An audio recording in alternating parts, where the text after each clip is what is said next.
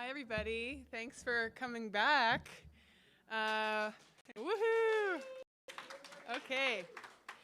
My name's Rennie. I'm a summer program assistant here at the Fine Arts Center. I'll begin with a very exciting announcement, which is that Nick Flynn has an opening on Friday night of collage work at Lansdowne Gallery, which is at 437 Commercial Street, and it's going to go from 6 to 9 this Friday. So that's Lansdowne Gallery Friday, Nick Flynn.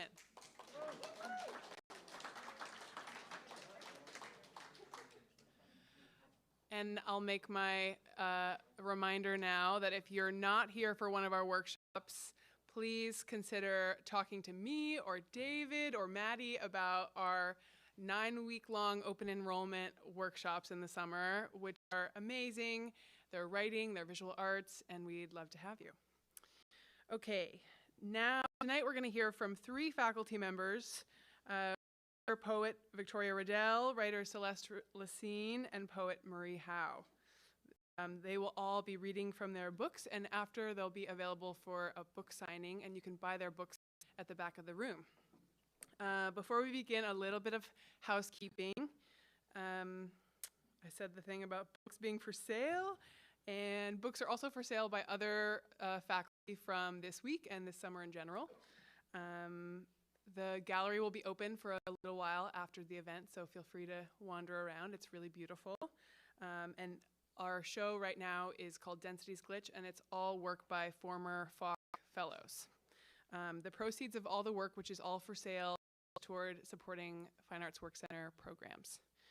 And then a big shout out to East End Books, which helps us stock our bookstore. Restrooms are located down that hallway, should you need them. And finally, please turn your cell phones to silent. Okay. Great. So first, we're going to start with Victoria Redel, a longtime member of the FALC summer faculty, who's teaching a course this week called Possibilities and Necessities, a Fiction Workshop. Victoria is the author of 5 books of fiction and 4 poetry collections, most recently Paradise in 2022. Her work has been widely anthologized and translated, and her novel, Loverboy, was adapted into a feature film. She's been the recipient of numerous awards, including fellowships from the Guggenheim Foundation and the NEA. The Kenyon Review writes that her stories pulse with passions and strivings, and Poetry Foundation praises the clarity and suppleness of feeling within her poetry. Her readers find her work alternately moving, inspiring, funny, and very true. Please join me in giving a warm FALC welcome to Victoria Redel.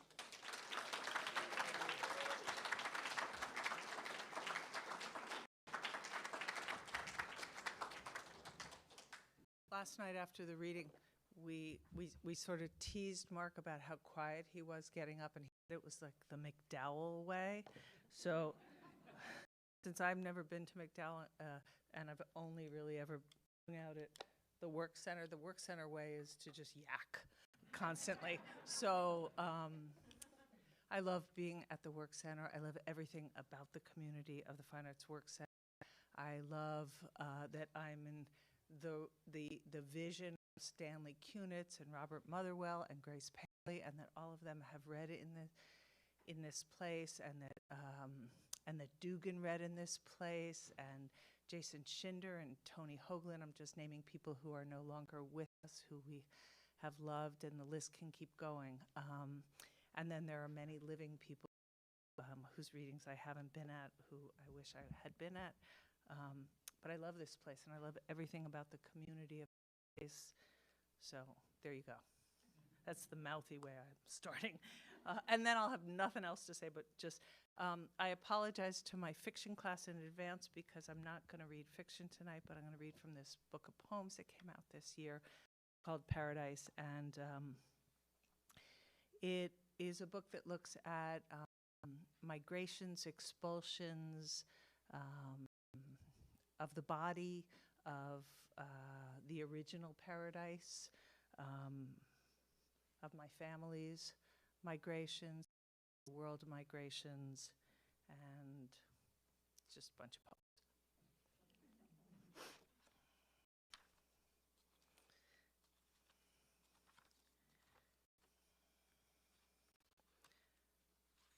The border. There was a gate, and through the gate another garden. Same grasses, clover, gentian, violet, and lily. And the dry winds also made those willows sway. Just that rusty gate. The dirt beneath scraped when it hinged open, then shut. And some claimed one side was paradise. Garden. In the first weeks, we already knew this was history. That you'd speak of our nakedness, the flat grasses we wove and over each other. First there were frills of green leaf, stalks, tips too. Later came wild onion, the sharp tang of shoot and bulb. Then peaches, standing together in sunlight of coarse praise and song. We hardly cared that you would get so much of it wrong, that you would always speak of an apple, or claim that one of us was so persuaded by the snake. Darlings, we imagined you, over and over how you would break each other, wound this garden. Only then, still licking the dried peach juice sticky down our fingers, did we know shame. Dominion. The animals had no love for us. We did not lie tenderly with the lion, and we had no peaceable gathering with the alligator and the wasp. Nor for a moment did the crow believe we had dominion. And if you heard that caw and seen clouds massing from steady hooves, you would understand there never was a fall. We stood, we ran. Temptation. Another thing, we always knew we would leave. Some days it was all too rampant with fallen fruit, so we invented hunger. Bored, each heavy, luscious bough. We dreamed of a door, one cheek pressed to the painted wood. This was our only appetite, just to be alone, even for a few breaths, on that other side after the knock. Origin. Every story begin with expulsion. Hate, river, wind and the difficult woods, hair cropped, changed name, an uncovered head, refusal to kneel, polish on a son's toes, a daughter on a tire swing, her cotton skirt lifting. And where is your forest, your shame? How far will it send you? Also, of course, unexpected love, betrayals. A gentle neighbor turns you in for a sack of flour. A child then sold again. By now you understand not everyone gets to live through this, but you're alive. And who remains to assess your choice or bribe? Still, that sticky shame. It's a poem called Refugees. It's a poem from my dad. In the last days, when he could barely open his eyes, he'd look up from the bed, lift his hands, and say, "That's me." And we'd say, "Yes, Papa, you're right here." "No," he'd said, jabbing his fingers towards the television, clutching makeshift tents bent under gusting winds, a child held over the rail of a listing boat. Or he pointed at lines of young men, squatting men, men slouched against stone walls, sweatshirts tied around waists, or a few smoking cigarettes. "No," he said, waving towards men browner and blacker than he. "You think that's not me," he said. "You look again." This is a poem called We Petition You, Sirs, and I had the great good fortune of having a poem commissioned to be part of a gathering of international poets who all were charged with choosing one or two or three of the Declaration of Human Rights by the UN and basing a poem based on that. And around the same period of time, I came across a group of letters that began in 1986, and probably the last of them that I found was in 1986.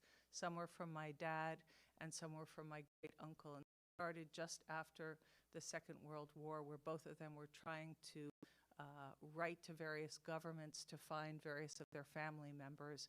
And then when they couldn't get any information on those lost family members, they were trying to get some of their land, some of the family property back.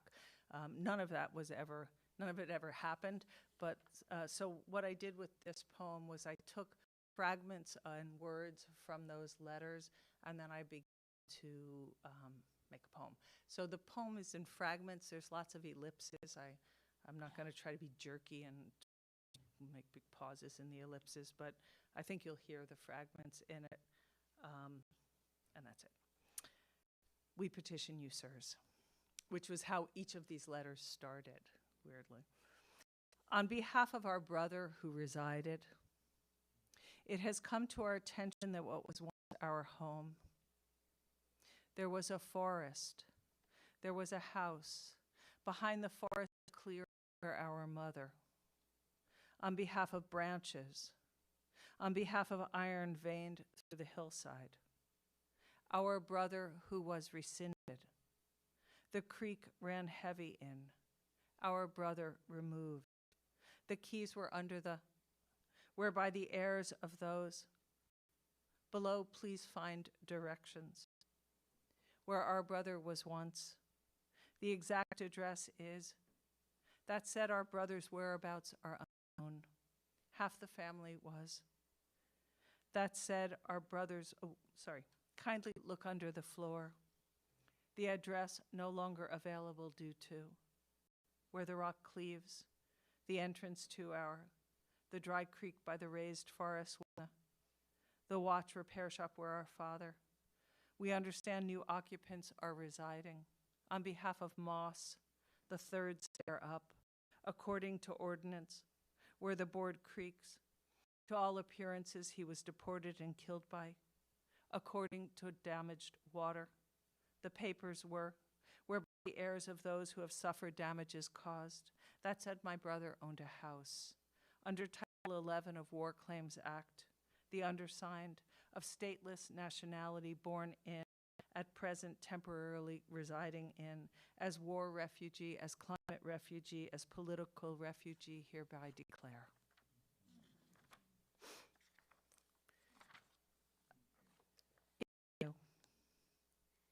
He wanted to take the muddy stream where he sang with the frogs. She wanted to take dawn in the linden tree. They left a reed basket of wind. He wanted the resin of August. She left the feather grass of an evening walk. They left all the tender minutes unbuttoning her house. She wanted to pack the folded sun from the linen closet. He wanted to take the shuffle of her slippers on the stage. She wanted her mother's fingers rummaging through the button box. He wanted the steps black soil. They left moss between the steel winter light in the room where the jiggle of keys at the door. They left a cupboard of embroidered afternoons. What would you take if you had a month, a week, an evening, an hour? If there were no one looking, no one saying, don't take that, why take that? What would you take if you thought temporary relocation, transient, provision, short-term shelter? If you couldn't use your ATM card, your credit card, cash in your stock, sell your, get a supervisor on the phone, charge your phone. If you couldn't keep the phone, what would you take if you knew you'd never come back? What would you take if you lost track of the children? Yesterday was my mom's birthday.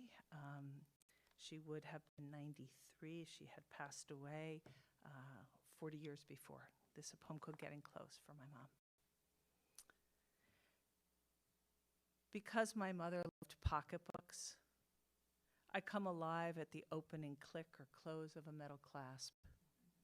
And sometimes, unexpectedly, a faux crocodile handle makes me weep. Breathy clearing of throat, a smooth arm heals on pavement, she lingers, sound tattoos.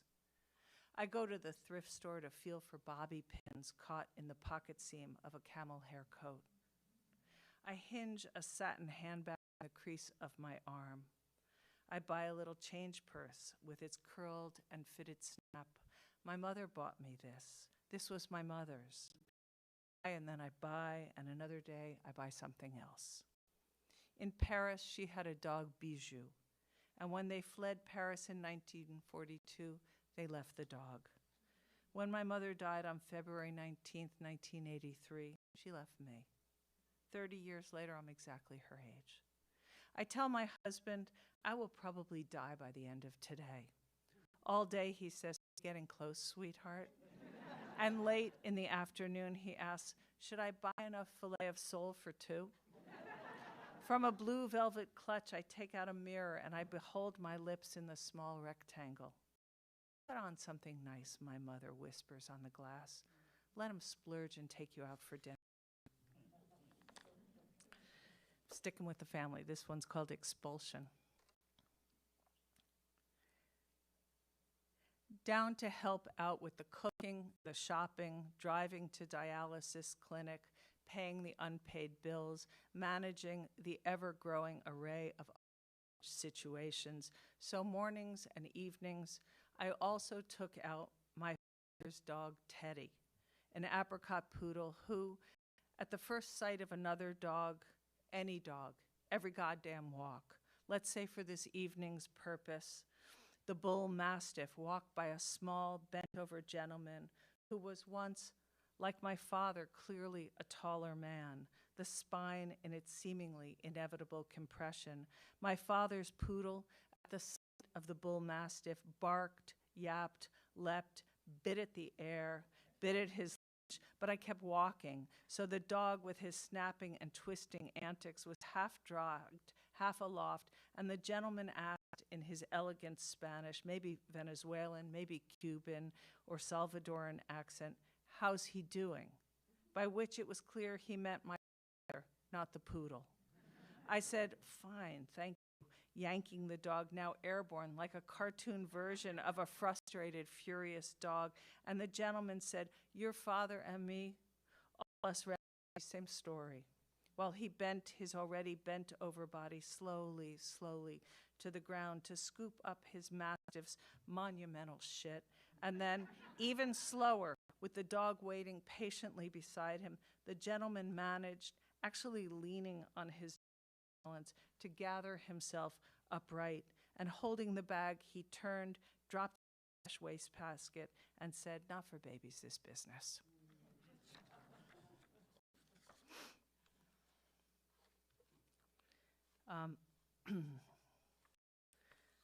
Read a couple more. Let's just look at the time, just check it out. Yeah. The Psychic. So there's a town in northern Florida where that psychics live in, and this is a poem about that town. You should go there. It's called Casadega if you ever have the opportunity to go there. He said, I must pay special attention in cars. He wasn't, he assured me, saying that I'd be in an accident, but that for 2 weeks some particular caution was in order. And he said, all I really needed to do was throw the white light of Alma around any car I entered, and then I'd be fine. And when I asked about Alma, he said, oh, come on, you know Alma well. You two were first together in Egypt and then at Stonehenge, and I nodded, though I've never been, in this life at least, to Stonehenge. Then I said, well, shouldn't I always throw the white light of Alma around a car? And when he said, well, it wouldn't hurt, I said, what about planes? How's if I throw the white light of Alma around anyone who might need protection from the reckless speed of driving or the reckless swerve and scare of the world? And the psychic opened his hands and shrugged up his shoulders. So despite your doubt or mine as to why I'd gone there, to a psychic in, I kid you not, a town of psychics in the first place, right now, as you read this, let me throw the white light of Alma around you and everyone you pass close by today, beloved or stranger, the gross bus driver, the boy on his longboard, the lady you stand silent beside in the elevator. And also, I'm throwing it around anyone they care about, anywhere in the spin of the world, because we can agree that these days, everywhere, particular caution is in order, and even unverifiable, the light of my dear sister Alma couldn't hurt.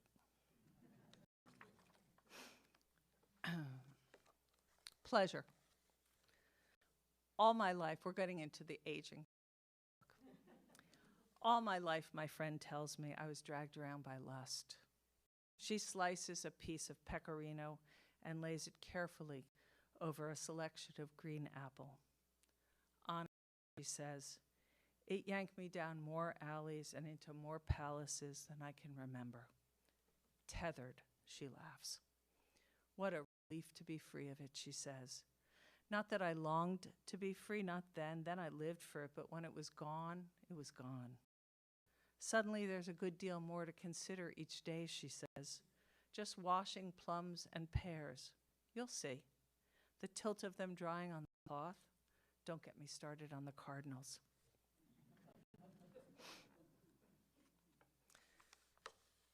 Just to go for the flip side, this is a poem called Only Paradise.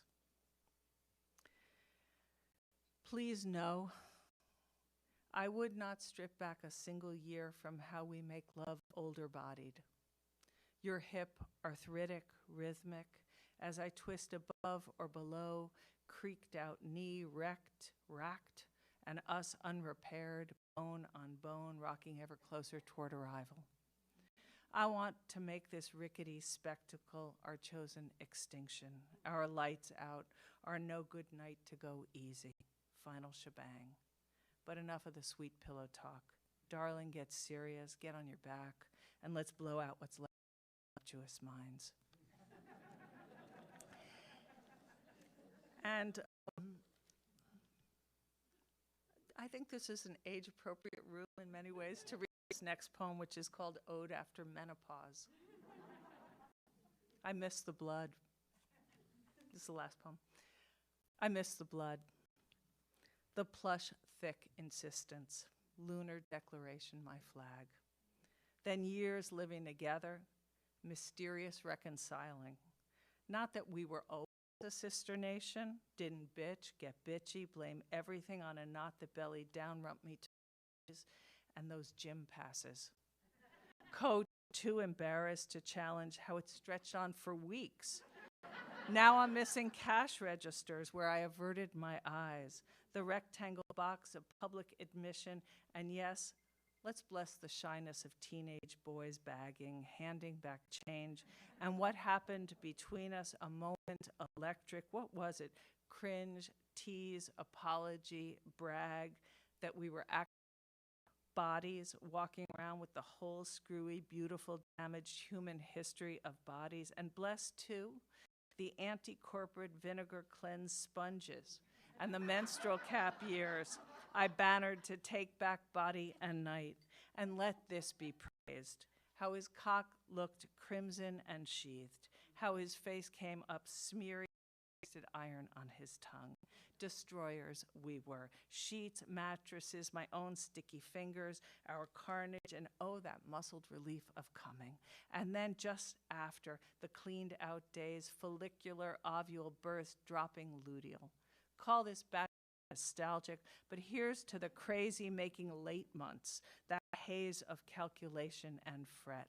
Stalled in doorways practicing conversations I didn't want. Once on my knees in a summer field, I prayed. Then the stain of forgiveness like blessing.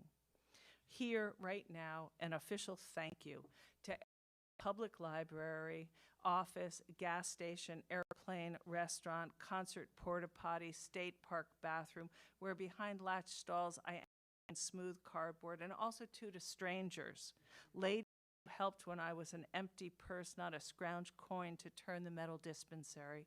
For this nest I shed month after year after decade like it was a tagalog, the occasional few, other times the rebuke, fertility, but never once did I acknowledge, did I really consider what gave the rest of me brain, skin, bones, memory, sleep, mood until it was gone for months, then back out of whack roller coaster of a coda, odd day, whole month wallops, uncontainable dinners or meetings before torrent, final rampage, this sorcery of woman the ancients believed up lightning, and then it stopped, really, forever.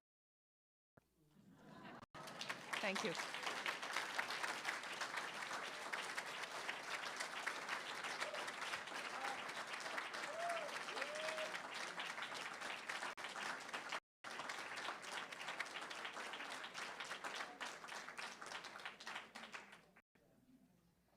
Thank you so much, Victoria. That was really wonderful. Now we're going to hear from writer Celeste Lecesne, a returning member of the faculty who's teaching a workshop this week called A Story. Celeste wrote the short film Trevor, Academy Award winner for Best Live Action Short.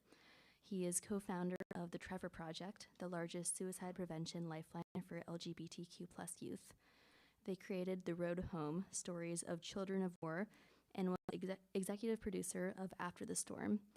His TV writing credits include Further Tales of the City, Will and Grace, and Vicious. He has written 3 novels for young adults and created The Letter Q, a collection of letters by queer writers to their younger selves. He is co-founder of The Future Perfect, a national arts initiative for LGBTQ+ youth. The New York Times has ranked them as among the most talented solo performers of his or any generation, and their most recent show, Poof, was praised by Berkshire Edge for its uncanny puck and razor-sharp wit, along with its endless imagination and rhapsodic language. Readers of their written work describe it as engrossing, powerful, and redemptive, and praise its prevalent coming-of-age themes. Please join me in welcoming to the stage Celeste Lecesne.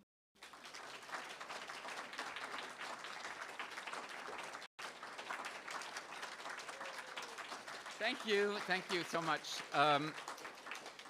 It's so wonderful to be here. I feel like I learned how to be a writer teaching here at Falk over the years, and so happy to be in the company of so many amazing writers who I really deeply, deeply admire, especially tonight. To be sandwiched between these two amazing writers is such it just feels like a blessing in my life. I love them so much, and I love their work, and it's been wonderful to live with their work, especially closely over the past couple. I've been working on this show. I noticed I was introduced as a writer, and they left out performer, and are they afraid? Because yes, it's going to happen. I'm working on this show. It's called Poof, and which I love to say, and I love to hear people say it even more. So be sure to say it. And it's a work in progress. I did it on Friday night at the Truro Vineyard outside, which has been great. I was commissioned a year ago to do a piece. This from Opera House in Ancram, New York, called me up and commissioned me and said, "We'd love to commission you to do a piece outdoors." And I thought, this is so amazing because I'm writing a piece about fairies, and it just seemed like a piece of beginning magic. So I've been performing it outdoors, but it sort of limits my performance time when it's all outdoors. So I've begun to move it indoors and make it a little bit longer. So I just thought I'd do a couple of pieces from the show. I'm going to move this. And you can all hear me, right? I've never known a room I couldn't fill with my voice.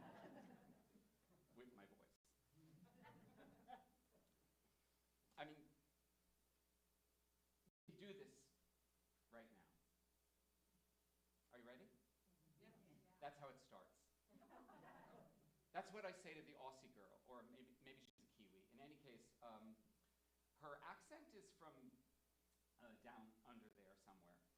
She's a student at the college where I've been asked to speak, a person in the process of becoming, a senior about to be unleashed out into the impossible and unsuspecting world, an actor.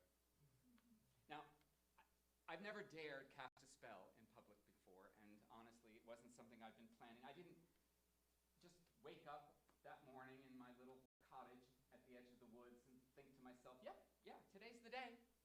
Today's the day I travel into the city and stand in a fluorescently lit classroom and reveal myself a fairy. I mean, I didn't even know her. I mean, she's a stranger as far as I'm concerned. And I mean, all I know is that she's another would-be actor willing to do whatever to be seen and known at last in the light of who she believes herself to be. She wants to know if any of us assembled on the panel have had any experience with the whole visa situation. I'm time sensitive, she tells us. I've only got a year after graduation to get myself working. If I intend to stay here in the States another 3 years, I've got to somehow establish myself as an artist of exemplary talent. And I'm just wondering, how does a person become an artist of exemplary talent?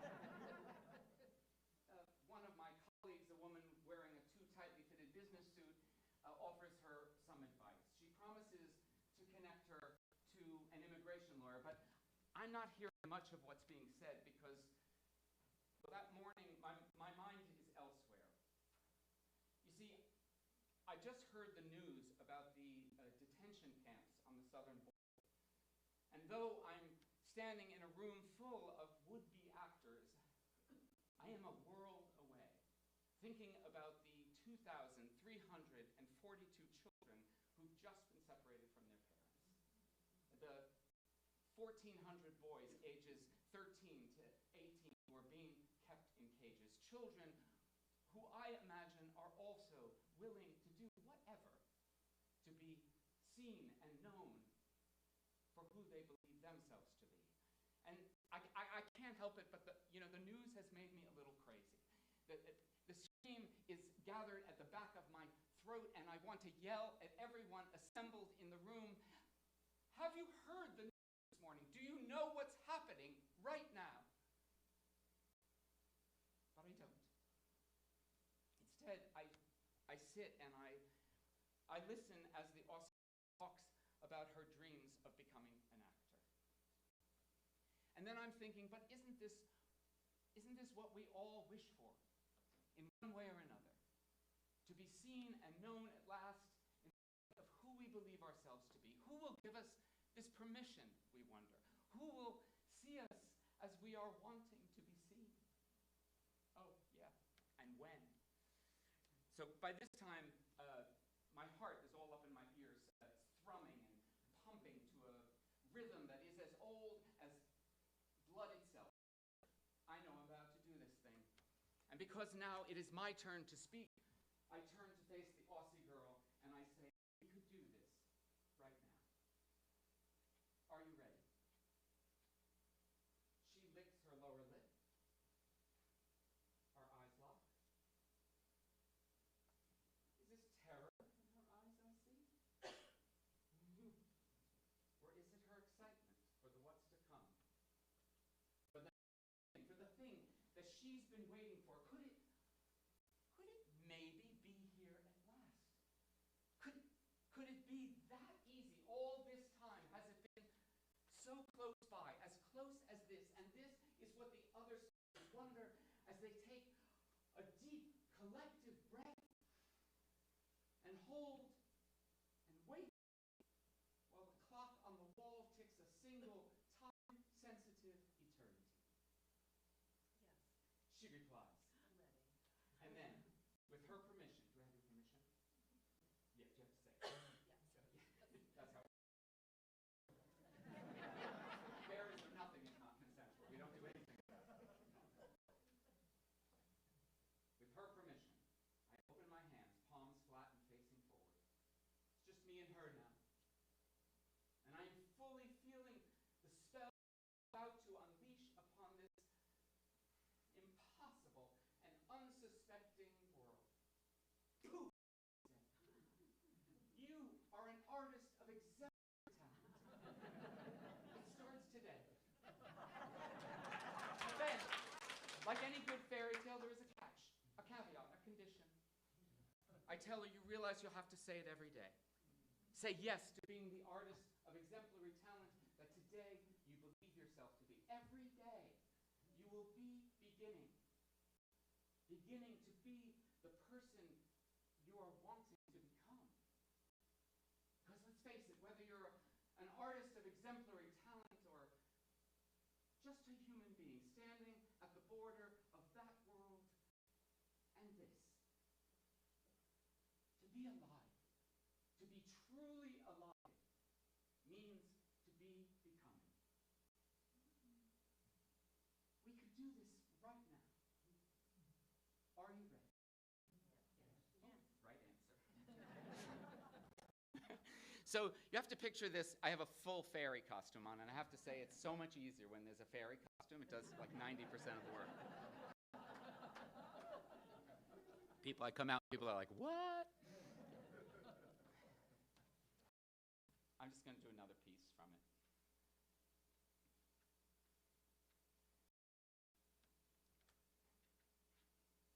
This pencil, my sometimes wand. I hold it here for you now like the better half of a wishbone, like starshine, like the red-hot tip of a diviner's rod that quibbles its way to the source of all unwanted. Behold, this red pencil, or one just like it, has been with me for almost half my life.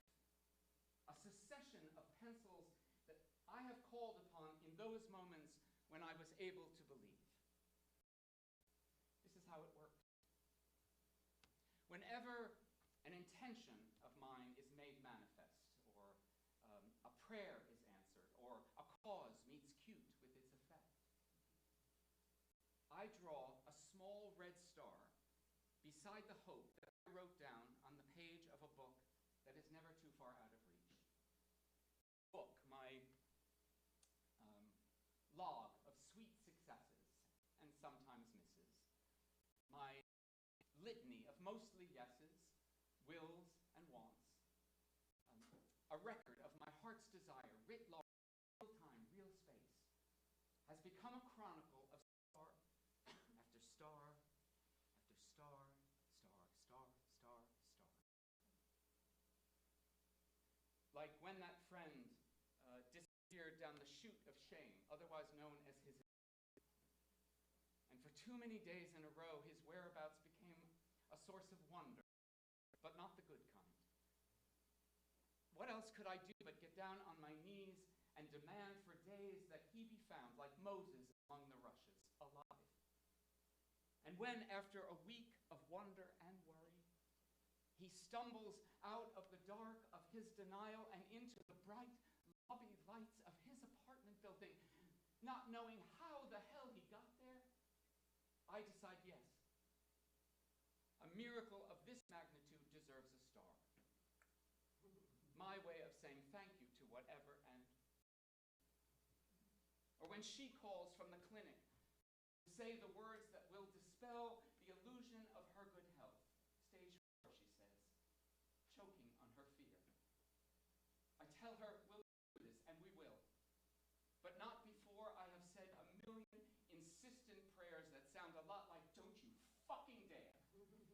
And even though I am not clear who or what it is that I am speaking to, I know myself well enough to know that I mean business.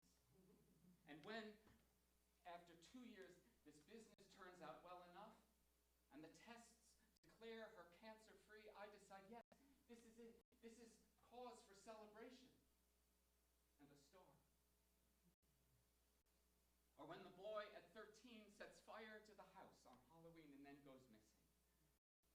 I make my prayer into a kind of lifeline, pulling my intention as taut as a tightrope, never doubting for a second that the boy will, when he is ready, walk his way back to us, a man.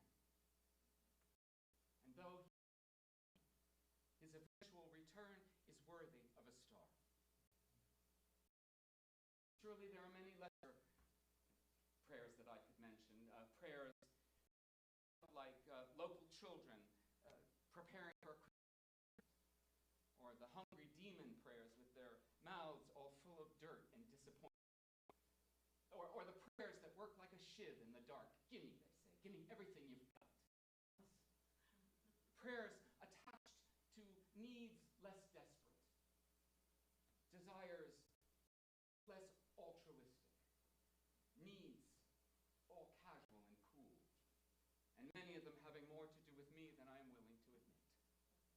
And while all these prayers are pulsing through my days, I am always right here, ready to record the win. This is how the stars get made.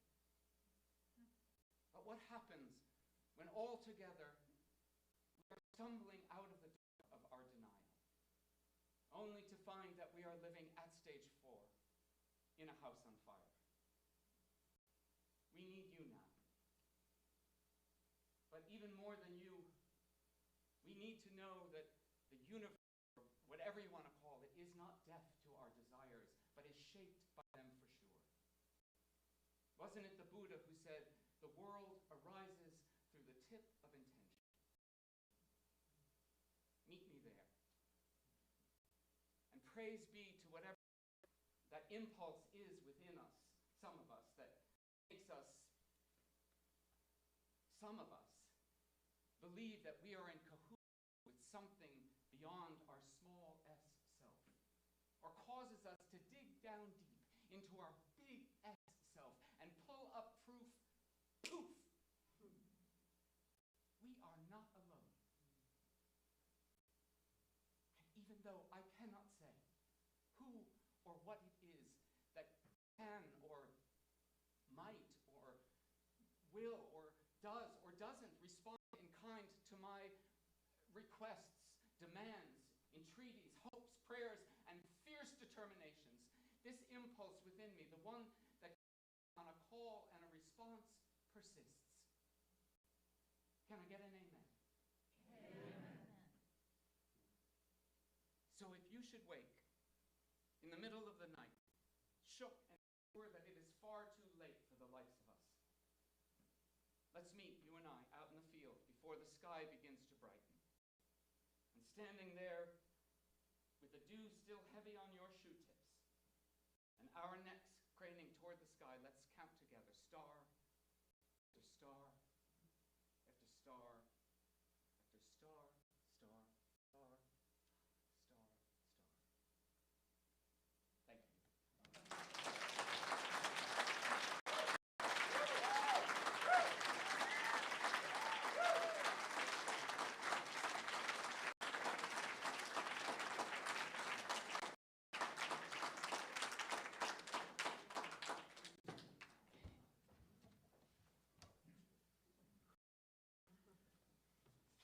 Thank you, Celeste. That was amazing and very special.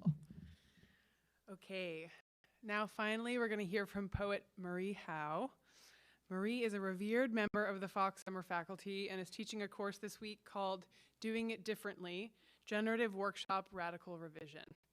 Marie is the author of 4 volumes of poetry, Magdalene poems, The Kingdom of Ordinary Time, What the Living Do, and The Good Thief. She's also the co-editor of a book of essays in the Company of Solitude, American Writing from the AIDS Pandemic. Poems have appeared in The New Yorker, The Atlantic, Poetry, Agni, Plowshares, and many others. Marie is currently the poet in residence of the Cathedral Church at St. Divine in New York City. Publishers Weekly describes her as a careful and soulful alchemist when it comes to poetry, and went on to say that Howe pulls off miracles when she makes metaphor matter and material metaphysical. Her readers praise her work as being consistently wise, awake, and beautifully realized. Please give a warm welcome to Marie Howe.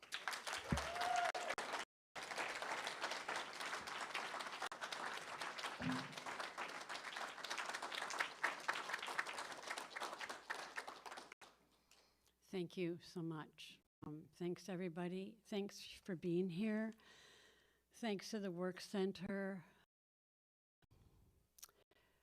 What can I say? Victoria said Stanley, Grace, Dugan, Roger Skillings, Tony Hoagland, Lucy Greeley. So many people have Pat Franz, right. But every year for many, many years, I've always read with Richard McCann. And let us take a moment and say, thank you, whatever it is, for bringing Richard McCann to this planet so many of us could know him and love him. A remarkable person. Richard McCann actually was a pen pal of Betty Davis.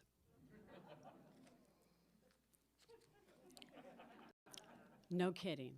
And as for Victoria, who I love and adore, my dearest friends, and this book is this amazing book, and Celeste, I have to tell you a quick story about seeing Poof. I saw Poof when it was in the forest, and I saw Celeste in full fairy regalia, and I'm talking kind of, I mean, really, butch wings, and it was remarkable. I teach eco-poetry at Sarah Lawrence, and where we try to look at what's happening to our living world and know it and love it, mourn it, and rage about it, and learn about it mostly. And after a semester of this, we become quite despondent. And one day, after my students and I were really quite sad, I called Celeste and I said, we need help here. Is it possible that a fairy could visit Sarah Lawrence? And Celeste said, let me think about it. Yes. And Celeste came within days, 2 days, 24 hours. And I sent out an email saying, a fairy is going to come and speak about courage and hope in the courtyard behind Andrews at 1 o'clock. And all sorts of people came. I mean, the women in the offices came, and the security guard came. And it was a remarkable, remarkable day. And our spirits were lifted by that day, and I'll never forget it. Okay, that's a lot of yakking, but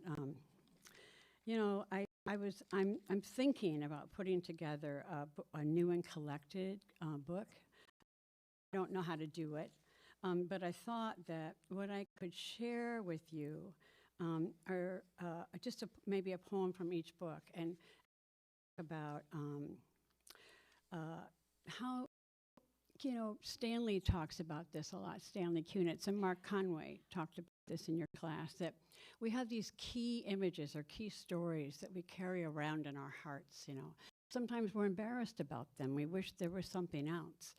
And for me, they've always constellated around the stories I took in as from the Bible, from the New Testament and the Old Testament.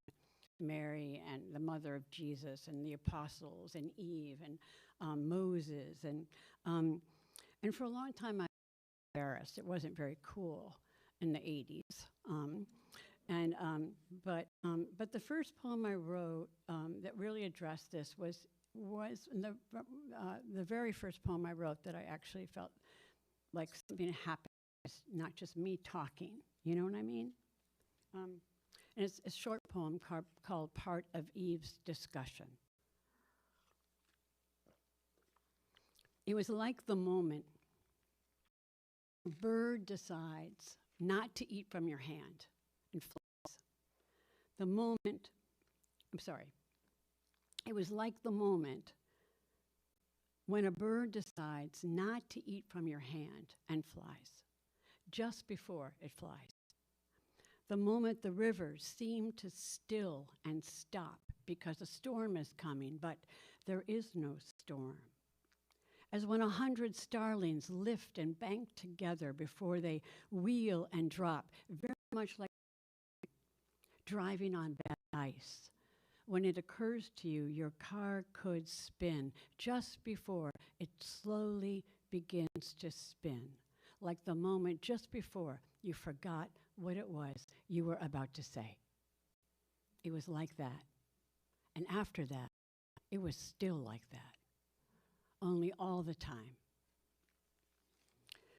And I feel like there are these polarities, between that kind of awful retroactive dread or loss and the miracle that Poof is trying to hold, the belief in the miracle.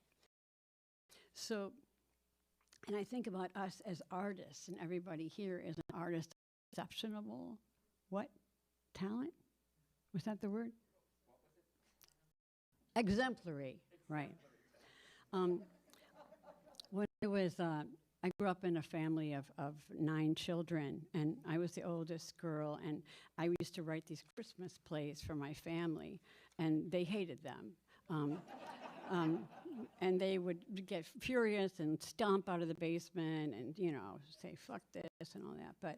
But the last Christmas play, Mary is trying to talk to Joseph, because she's about to lead a life that's unlike any life that she expected to lead. And in many ways, it's the artist's life. So I guess I will read this it's a sonnet to you. It's called Mary's Argument. To lead the uncommon life is not so bad. There is an edge we come to count on when all the normal signs don't speak. A startled vigil that keeps us waking to watch the moon, the peculiar stars, the usual no more a solid comfort than a rock that might move as a turtle moves, so slowly only the nervous feel the sudden bump of the familiar giving way to unrequested astonishment. And for a small the sheer cliff of everything we never knew can rise in front of us like the warm dark, where starlight has its constant conception, where the idea of turtle blinked and was a wry joke, an intricate action.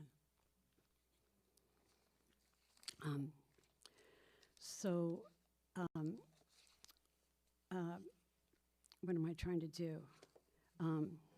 I'll read a poem from What the Living Do. I think I'll read it with all the people in mind who have been here and who are no longer here. And there are so many names we could say.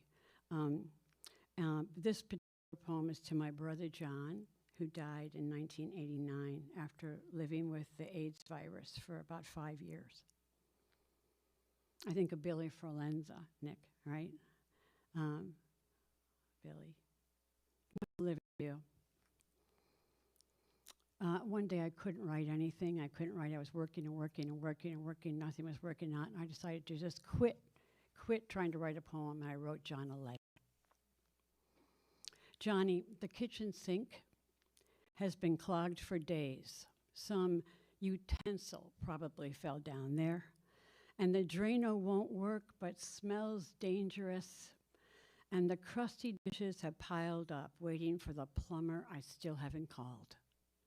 This is the everyday we spoke of. It's winter again.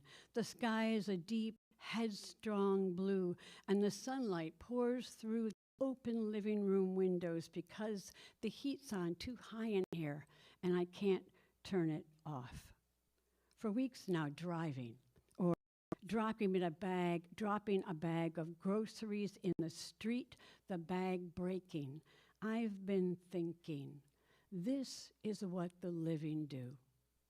And yesterday, hurrying along those wobbly bricks in the Cambridge sidewalk, spilling my coffee down my wrist and sleeve, I thought it again, and again later when buying a hairbrush.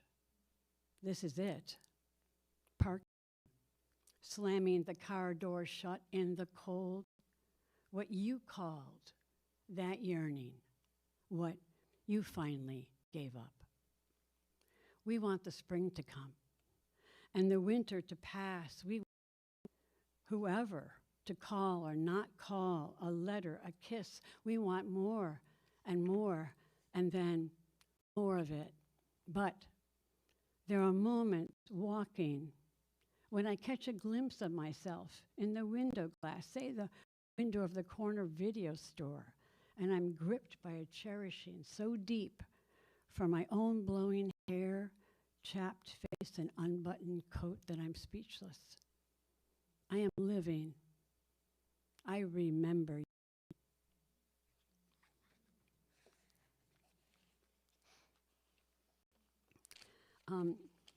In the Kingdom of Ordinary Time, I'm going to read a really tiny poem for those of us who are trying to practice receptivity and trying to wait, and I don't know, how do I say this? Sit still and not get up and check your mail, or go to the grocery store, or remember you have to return that call. It's very difficult for me to sit still and long enough to write. So here's a poem, if I can find it.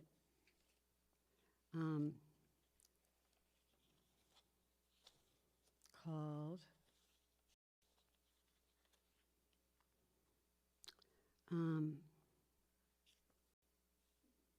no, you know what? It's not in this book. That's why I couldn't find it. It's called, wait, no, this is embarrassing now. Well, it's okay. You guys are okay, right? What'd you think? You're just living. What the living do. I can't find the, well, oh, there it is. 92. It's really tiny. It's a long wait for such a tiny thing. But it's called What the Silence Says. I know that you think you already know, but wait. Longer than that. Even longer than that.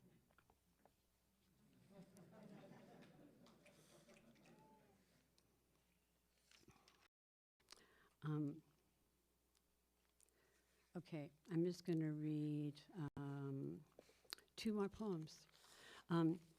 I've heard that there's a new phone you can get. It's called the Light phone. Do you know about it? It only has a phone, a GPS, and you can text. That's it.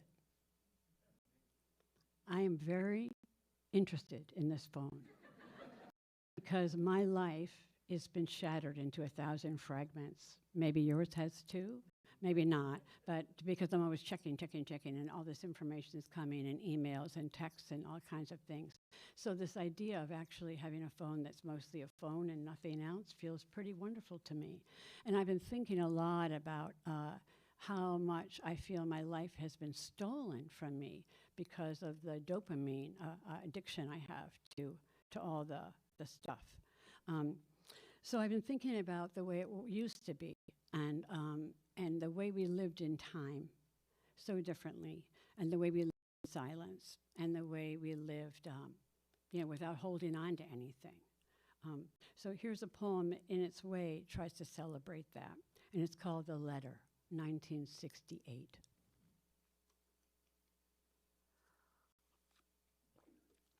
The letter. That he wrote it with his hand and folded the paper and slipped it into the envelope and sealed it with his tongue and pressed it closed so I might open it with my fingers. That he brought it to the box, slipped it through the slot so it might be carried through time and weather to where I waited on the front porch step. We knew how to wait then. It was what life was, much of it. So when the mailman came up the walk and didn't have it, he might have it the next day or the next, when it bore the mark of his hand who had written my name, so I might open it and read it again, and then again, and look at the envelope he'd sealed and press my mouth to where his mouth had been.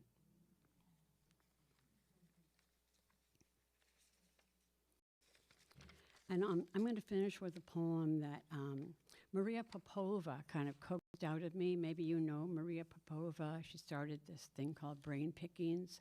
Now it's called The Marginalian, I guess. And she does this amazing event called The Universe in Verse, where people write and read poems that have to do with science. And I had just been trying to read a whole lot about the cosmos, and had been reading about the Big Bang and trying to believe it,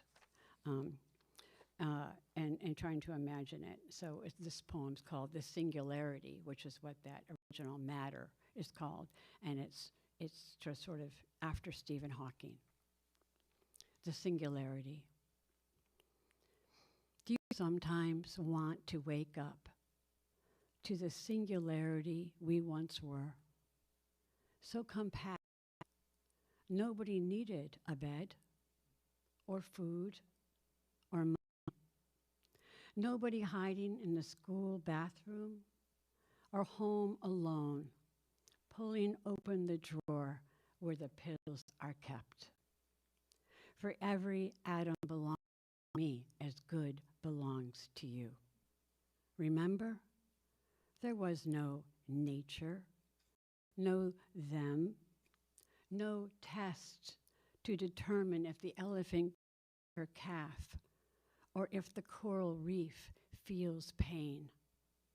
Trashed oceans, English, or Farsi, or French, would that we could wake up to what we were when we were ocean.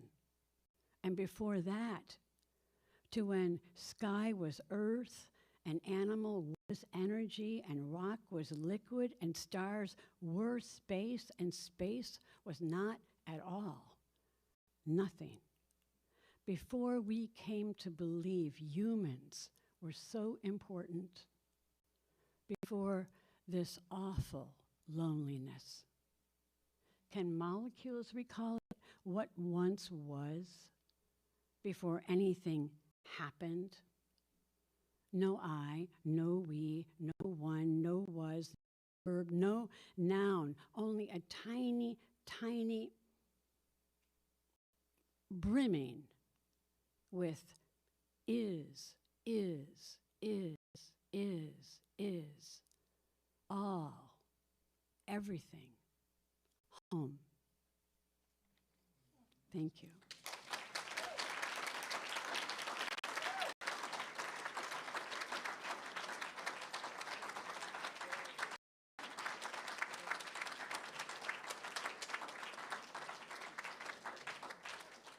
Can we have another big FALC round of applause for Victoria Redel, Celeste Lecesne, and Marie Howe?